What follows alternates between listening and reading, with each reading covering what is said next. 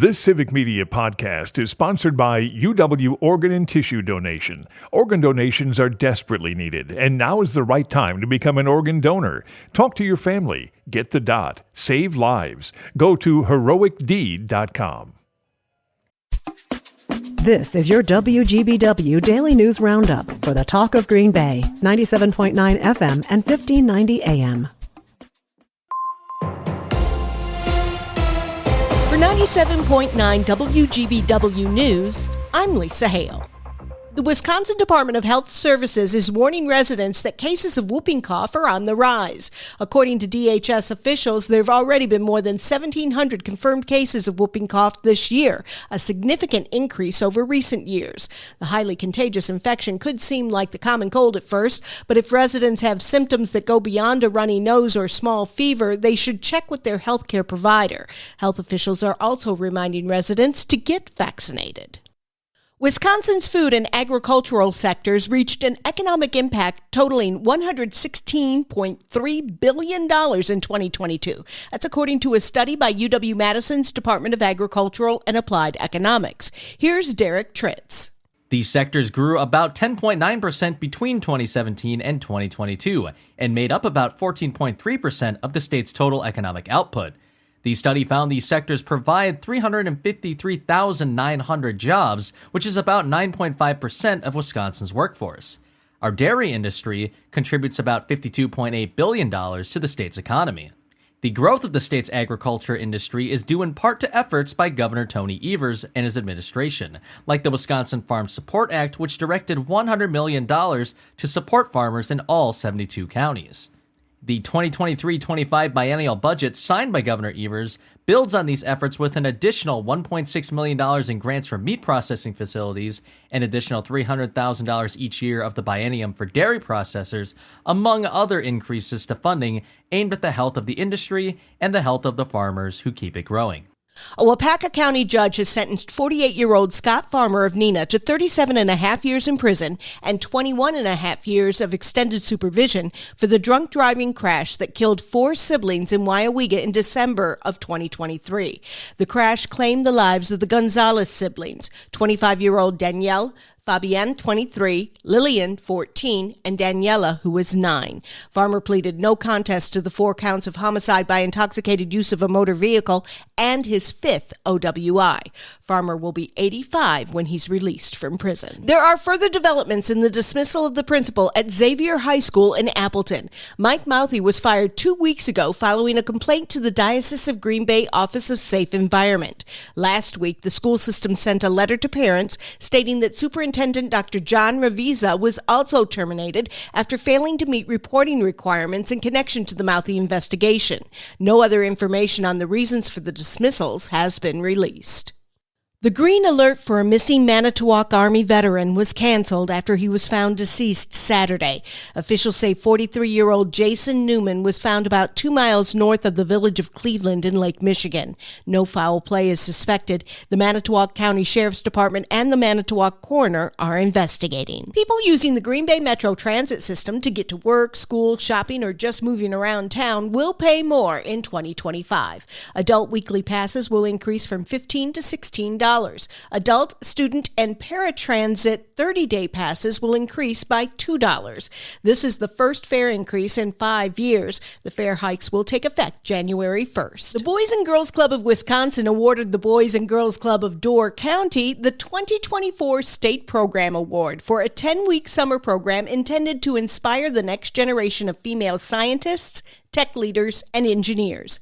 81% of the participants in the STEAM for Girls of the Future program scored medium to very high in STEAM efficacy. The national average is 64%. Neenah police are seeking help from the public after a man was found dead behind a residence just before 9 o'clock Sunday morning.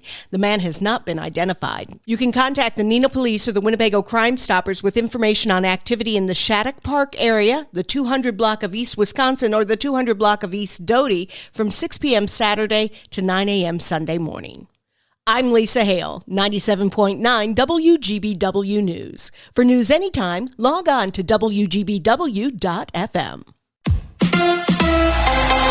A big win for the Packers. Hi, I'm Mike Clemens with sports. The Packers beat the 49ers 38-10. Green Bay running back Josh Jacobs rushed for 106 yards on 26 carries, scoring 3 touchdowns. Head coach Matt LaFleur. You know that number 8 out there? Did you see how many tackles how many people he made him miss? It was pretty impressive. I think early on that got us going. And we thought we could hit him with some of the downhill stuff. Obviously, they're missing a key part to that defense, 2 starters actually, and so. But I thought, we did what we had to do. 49ers head coach Kyle Shanahan. The first half, just the run defense was real disappointing.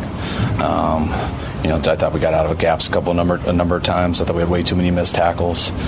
Just them being able to control that clock in the first half was one of the worst ones I've been a part of just for as far as a half. The Packers improved to 8-3. They host the Miami Dolphins this Thursday night at Lambeau Field. Elsewhere in the NFL, the Bears losing to the Vikings in Chicago 30-27 in overtime. The Bears have now lost 5 in a row. College basketball, the Wisconsin men's team with an 81-75 victory over Pittsburgh to win the Greenbrier Tournament title in Orlando. The Badgers now 7-0. With sports, I'm Mike Clemens. On your entertainment beat, I'm Pete Schwaba. The new Peacock streamer Day of the Jackal dropped November 14th and has been critically acclaimed and popular with viewers. According to Variety, the show will be picked up for a season 2.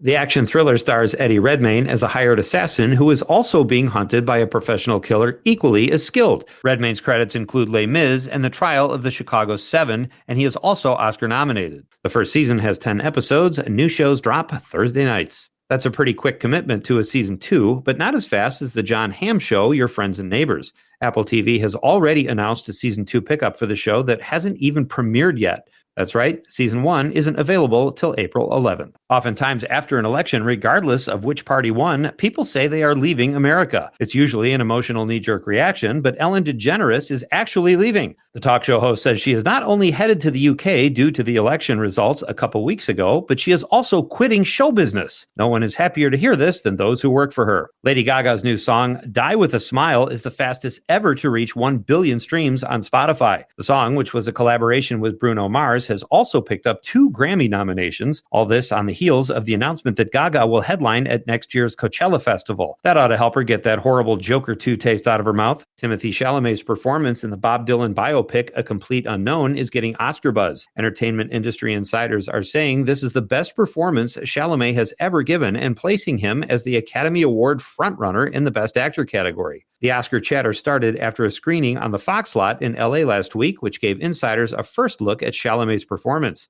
A Complete Unknown hits theaters Christmas Day. Speaking of the Oscars, Chalamet's co-star in A Complete Unknown, Monica Barbaro, is also getting Oscar buzz in the Best Supporting Actress category, according to Variety. Variety put out its list of frontrunners in the category, which also included Ariana Grande for Wicked, Zoe Saldana for Emilia Perez, and Isabella Rossellini for Conclave. Looks like I got snubbed again, folks. For more showbiz fun, tune in to Nightlight with me, Pete Schwaba, weeknights from 6 to 8 p.m. on the Civic Media Radio Network.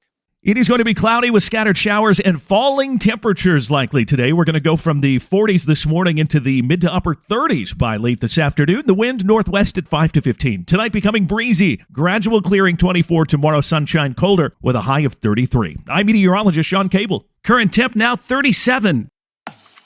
That's your WGBW Daily News Roundup from Civic Media. Subscribe to this podcast on Spotify, Apple, or wherever you find your podcasts. Find more news at WGBW.FM. The national news cycle never stops, but it can be hard to find news about your local community. Civic Media is dedicated to providing quality local and state news coverage across Wisconsin. With the Civic Media app, you can get notifications about local stories that matter to you and your community. Find the free Civic Media app in your phone's app store and choose notifications from the menu to tell us what kind of news you want to hear about.